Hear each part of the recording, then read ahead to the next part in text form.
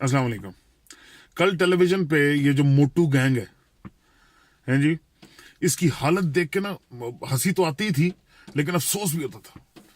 ये तनख्वाह, ये नौकरी इंसान को क्या क्या करवा देती है, कितना झूठ बोलना पड़ता है जी।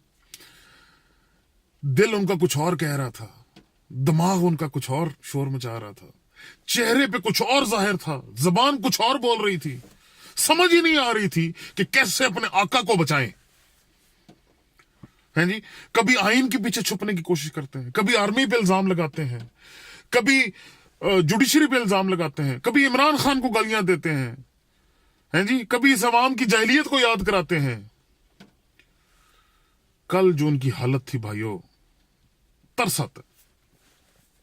लेकिन एक बात मैं जरूर कहूंगा, आइन और कानून से ये बच जाएं या फंस जाएं, इनका तो मैं कुछ नहीं कह सकता, लेकिन अवाम की अदालत में हार चुके हैं। इनके अपने पटवारी बिलों में छुप गए, बाहर नहीं निकल रहे। उनके पास अपने जो है ना इस आका को बचाने के लिए कोई आवाज नहीं है। उनको पता है कि ये एक्सपोज हो चुका है, उनको पता है कि ये एक्सपोज हो चुका है। He is got nothing. मैंने कल भी कहा था, perception is everything. In politics perception is everything.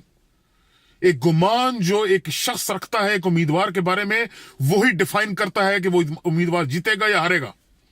अवाम समझ चुकी है कि ये चोर हैं और इन्होंने पैसा खाया है और इनके पास कोई सबूत नहीं है कि इन्होंने जो पैसा बनाया ये एक नंबर तरीके से बनाया। तो बस भाइयों, महजूज होते रहो। इनकी फ्रस्ट्रेशन इनके चेहरों से झलक रही है, टपक रही है, बह रही है। और जिस तरह इंशाल्लाह ये केस आगे जाता जाएगा, इसमें मुझे तो लग रहा है इजाफा ही होगा और पाकिस्तानी कौम इंशाल्लाह एंड पे जीतेगी, जरूर जीतेगी। पाकिस्तान जिंदाबाद।